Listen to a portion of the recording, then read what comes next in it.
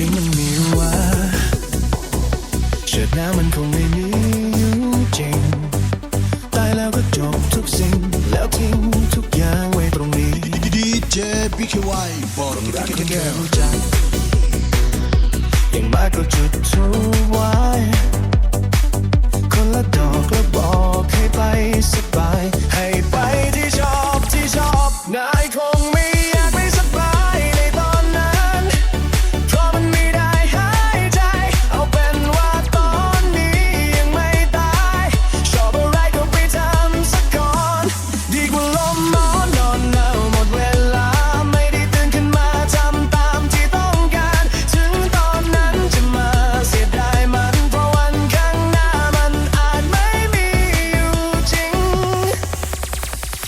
เรื่องจริงมันมีอยู่ว่าชาติหน้ามันอาจไม่มีอยู่จริง Don't have anything ชีวิตไม่มีสิ่งใดที่เลยทำสักก่อนตอนนี้ดีกว่าไม่มีแล้วเพราะพรุ่งนี้อาจไม่ได้ลืมตาเราตื่นขึ้นมาหายใจได้ทำสิ่งที่คาดหวังไว้ดีเจบีเควายบอก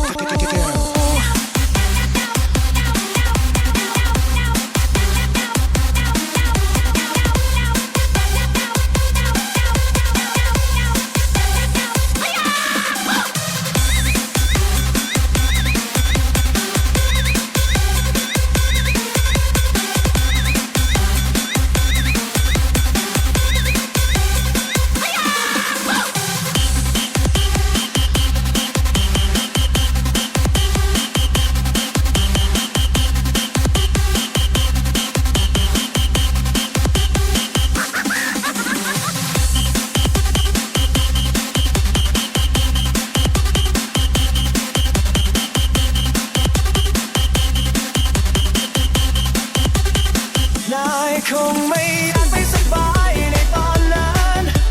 เพราะมันไม่ได้หายใจเอาเป็นว่าตอนนี้ยังไม่ตายชอบอะไรก็ไปทำซะก่อนดีกว่าล้มหมอนนอนแล้วหมดเวลาไม่ได้ตื่นขึ้นมาทำตามที่ต้องการถึงตอนนั้นจะมาเสียดายมันเพราะวันข้างหน้ามันอาจไม่มีอยู่จริงเรื่องจริงมันมีอยู่ชาติหน้ามันอาจไม่มีอยู่จริง Don't have anything ชีวิตไม่มีสิ่งใดที่เลยทำสักก่อนตอนนี้ดีกว่าไม่มีเวลาเพราะพรุ่งนี้อาจไม่ได้ลืมตาแล้วตื่นขึ้นมาหายใจได้ทำสิ่งที่คาดหวังไว้ทำสักก่อนตอนนี้ดีกว่าไม่มีเวลาเพราะพรุ่งนี้อาจไม่เราตื่นขึ้นมาหายใจได้ทำสิ่งที่คาดหวังไว้ใครมันจะไปรู้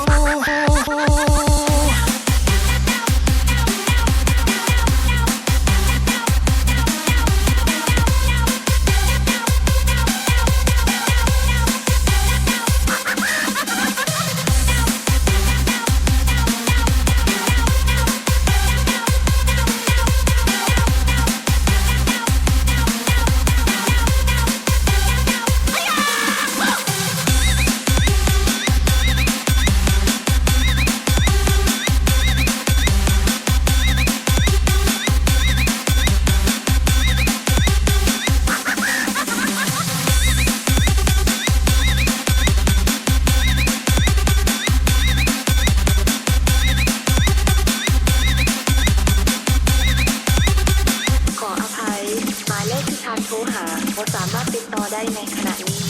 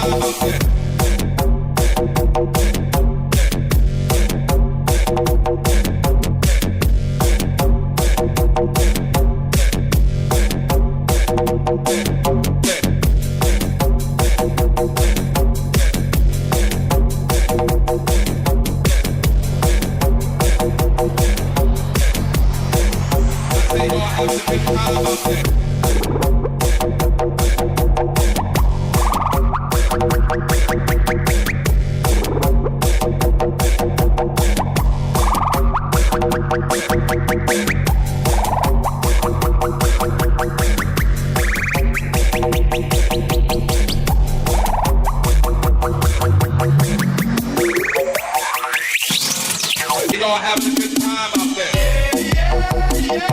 Ain't nobody like it, don't stop the party.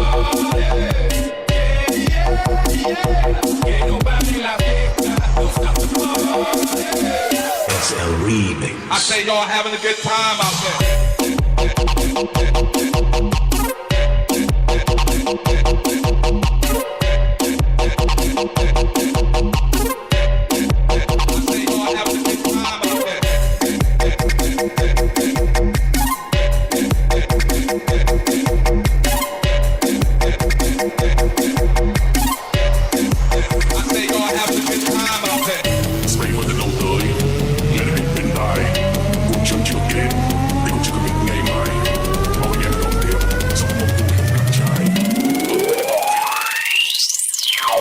Homie said I hit him with lie. Homie said I hit him with lie.